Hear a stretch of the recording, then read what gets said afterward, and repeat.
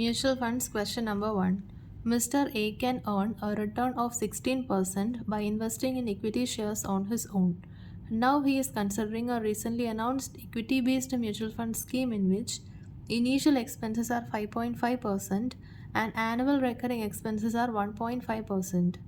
How much should the mutual fund earn to provide Mr. A return of 16%? So, Mr. A, if he is investing in equity shares on his own, he will earn a return of 16%. He is considering an equity-based mutual fund scheme in which the initial expense will be 5.5%, annual recurring expense 1.5%. How much should this mutual fund scheme earn to provide Mr. A return of 16%? Okay. So personal earning of Mr. A is 16%. Initial expense for investment in mutual fund is 5.5%. Recurring expenses 1.5%. That is, if he is investing some amount 1 rupee in mutual fund, our mutual fund will invest in shares, right? That will be അവിടെ ഒരു 1 minus 5.5% initial expense ആയിരിക്കും actual investment എന്ന് പറയുന്നത്. That is, if 1 rupee is invested by Mr. A, amount of investment made by mutual fund in the portfolio will be 1 minus 5.5%, 0.945. The return to be generated by mutual fund to earn 0.16 in year 1 will be, അതായത് 16% first ഇയറിൽ കിട്ടണമെങ്കിൽ we can use this formula: personal return of Mr. A divided by amount of actual investment plus recurring expense. 16% divided by amount of actual investment in the portfolio is 0.945 plus recurring expenses 1.5%. So 18.43% has to be generated by mutual fund to earn 16% in year 1. Question number 2.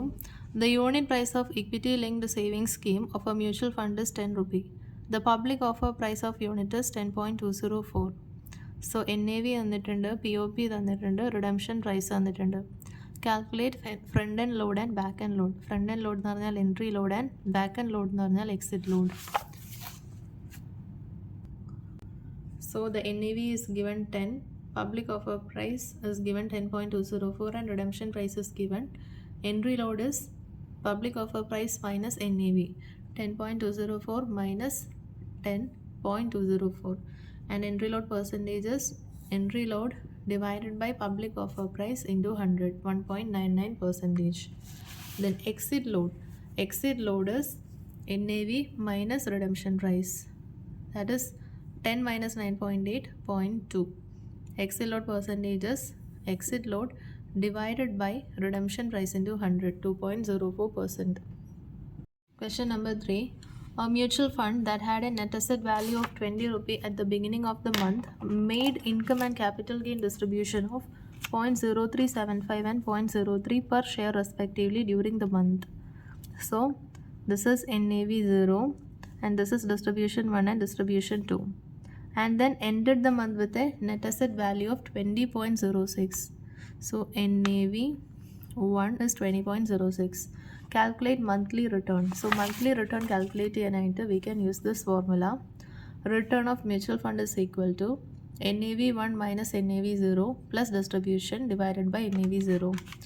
NAV 1 is 20.06, NAV 0 is 20, and distribution is 0.0375 and 0.03.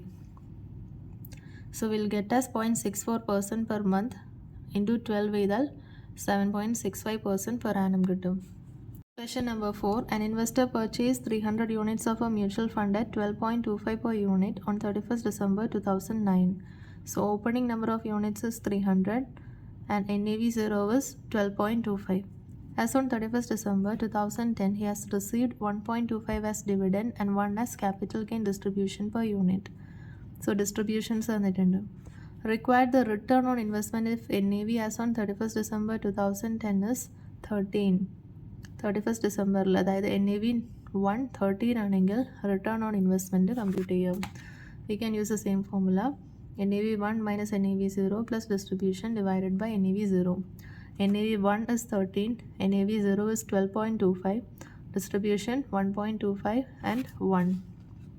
So total return on mutual fund is 24.49%. Second part, the return on the investment as on 31st December 2010 if all dividends and capital gains distributions are reinvested into additional units of the fund at 12.50 per unit. ഈ distributions കിട്ടിയത് again reinvest ചെയ്യുവാണ്. Okay, so if distributions are made by additional units, opening number of units എത്രയുണ്ട്? 300 units ഉണ്ട്. Distribution എത്രയാ? 1.25 plus 1. Total 2.25 per unit. So total distribution will be 300 into 2.25. 675 rupees ആകണം total amount of distribution. ഇത് നമ്മൾ റീഇൻവെസ്റ്റഡ് at 12.50 per unit. അപ്പോൾ എത്ര additional units നമുക്ക് കിട്ടും? 675 ഡിവൈഡഡ് ബൈ 12.5, 54 യൂണിറ്റ്സ് അഡീഷണൽ കിട്ടും. സോ നമ്മുടെ കയ്യിലിപ്പോൾ ടോട്ടൽ എത്ര യൂണിറ്റ്സ് ഉണ്ട്? ഓപ്പണിങ്ങിൽ 300ഉം അഡീഷണൽ 54, സോ ടോട്ടൽ 354 യൂണിറ്റ്സ് ഉണ്ട്. So the rate of return is equal to closing value minus opening value divided by opening value. Closing value എന്ന് പറഞ്ഞാൽ closing number of units into NAV 113 minus opening value is opening number of units 300 into NAV 0 12.25 divided by opening value. So you get the rate of return as 25.22%. The following information is extracted from Steady Mutual Fund Scheme. Asset value at the beginning of the month, NAV 0 65.78. Annualized return is 15%, that is a return per annum. Distributions made in the nature of income and capital gain per unit 0.5 and 0.32. We are required to compute the calculate the month-end net asset value of mutual fund scheme. Limit your answers to 2 decimals. Provide a brief comment on the month-end NAV. So NAV 1 കണ്ടുപിടിക്കണം. So return of mutual fund 15% തന്നിട്ട് per month in the formula is NAV 1 minus NAV 0 plus distribution by NAV 0. So the return is 15% per month and 15% by 12 equal to NAV 1 we need to calculate minus NAV 0 is 65.78 plus distributions 0.5 and 0.32. So you get the NAV as 65.78. Asset value at the beginning is 65.78. Asset value at the end is 65.78. So there is no change in the NAV of the fund. Question number 7. Cinderella Mutual Fund has the following asset in scheme Rudolph at the close of the business on 31st March 2014. ഈ കമ്പനീസിൽ ഈ scheme invest ചെയ്യുന്നുണ്ട്. Number of ഷെയർസും market പ്രൈസും തന്നിട്ടുണ്ട്. The total number of units of scheme of Rudolf are 10 lakh. So scheme റുഡോൾഫിൽ total 10 lakh units ഉണ്ട്. Scheme Rudolf has accrued expense 2,50,000 and other liabilities 2 lakh. Calculate NAV per unit. So NAV per unit is NAV divided by number of units 10 lakh. So NAV എങ്ങനെ കണ്ടുപിടിക്കാം? Total asset minus total liabilities. So total asset ഈ ഷെയർസിലേക്ക് investment ഉണ്ട്. So total asset will be so number of shares into market price per share and you'll get the amount. So you get the total asset. Accrued expense 2,50,000 other liabilities 2 lakh minus ചെയ്യുമ്പോൾ you get the net asset. അത് divided by number of units ചെയ്യുമ്പോൾ you get the NAV per unit. Question number 8. A mutual fund company has the following asset under it on the close of business as on. Company എന്നിട്ടുണ്ട് number of shares 1st Feb 2012 market price per ഷെയറും 2nd Feb 2012 market price per ഷെയറും. Total number of units 6 lakh. Calculate NAV of the fund. Following information is given. Assuming one Mr. A submits a check of 30 lakh to the mutual fund and the fund manager of this company purchases 8,000 shares of M Limited and balance amount is held in bank. In such case, what would be the position of the fund? Find new NAV of the fund as on 2nd Feb 2012. So, 3 question ഉണ്ട്. First calculate NAV of the fund. Net asset value as on 1st Feb 2012 കണ്ടുപിടിക്കാം. Number of shares into market price per share ചെയ്യുമ്പോൾ you will get the total amount. That is the total asset. അതേ divided by number of units 6 lakh ചെയ്യുമ്പോൾ you will get the NAV per unit. Second കേസിൽ എന്താ പറയുന്നത്? Mister A mutual ഫണ്ടിന് ഒരു 30 lakhൻ്റെ check കൊടുത്തു.